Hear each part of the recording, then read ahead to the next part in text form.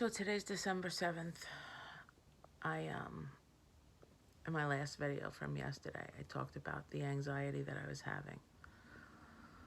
And I really kind of had to change my mindset. I talk about this all the time before ever having a cancer diagnosis, that our mindset is really so important. It's really everything. And after speaking with my doctor, who's amazing,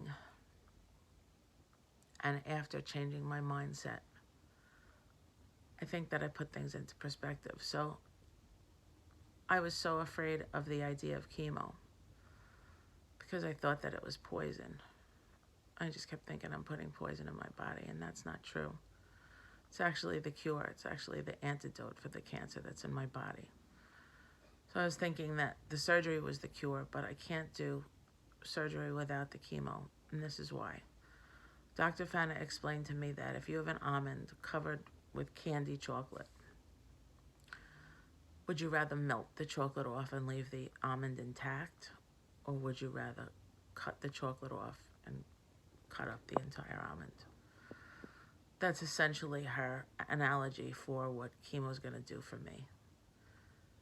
The problem was I really didn't like the oncologist that I met last week on Thursday. Today's Monday. Dr. Fana connected me with another oncologist named Dr. Nouri. So I'm going to see her this afternoon.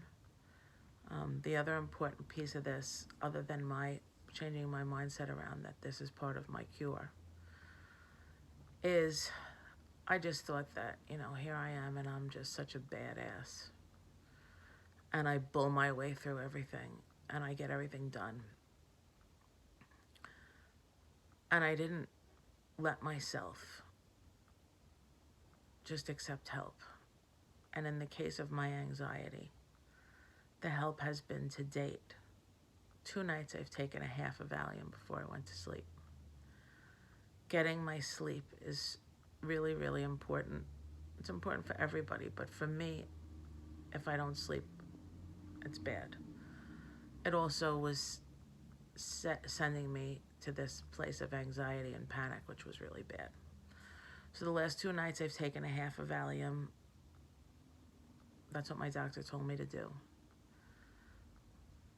And it's okay, and I sleep. I don't panic.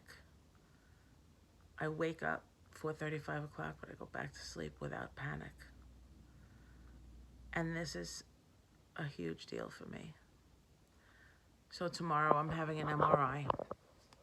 My plan is to take a whole Valium tonight to get my body get more of it into my system. And then tomorrow before the test to take a whole Valium. And if I have to take a second one, I will. I don't know how they're going to get me into that machine all groggy, and I don't really care. I had to let myself off the hook that it's okay to get this help. I'm not going to be a pill popper. It doesn't define me. I just need help getting through this. And I think that other women, we're all moms, lots of us, and we're all somebody else's person, and we take on all of this responsibility. And when it comes to ourselves, we don't let ourselves off the hook. So I had to do that. I had to let myself off the hook. And I had to listen to those that love me. And I had to just say, listen, I'm going to get through this however I have to. And in the end, I'm probably going to feel so great when this is over, like I could, lift up a bus, because I will feel so much better just not having this cure in my system. Then I go for surgery. I'll do the same thing.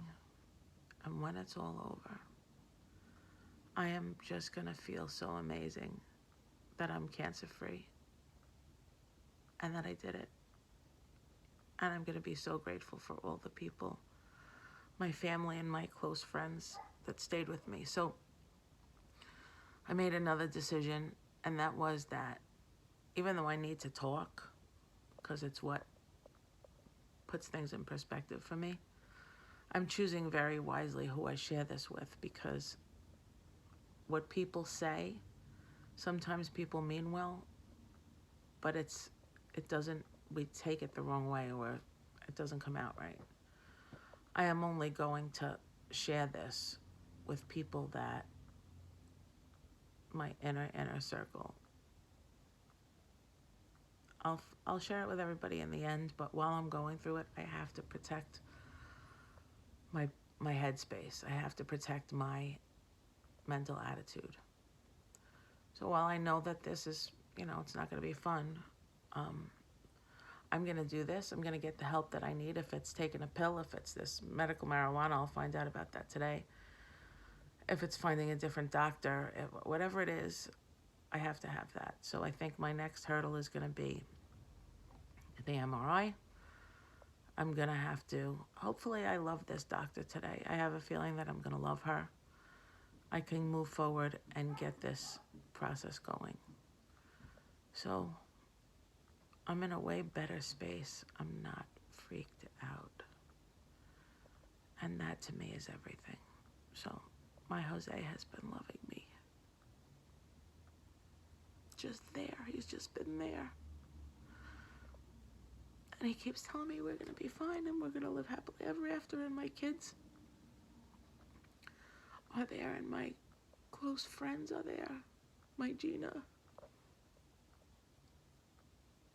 And I'm not crying because I'm sad. I'm crying because I feel like I'm so lucky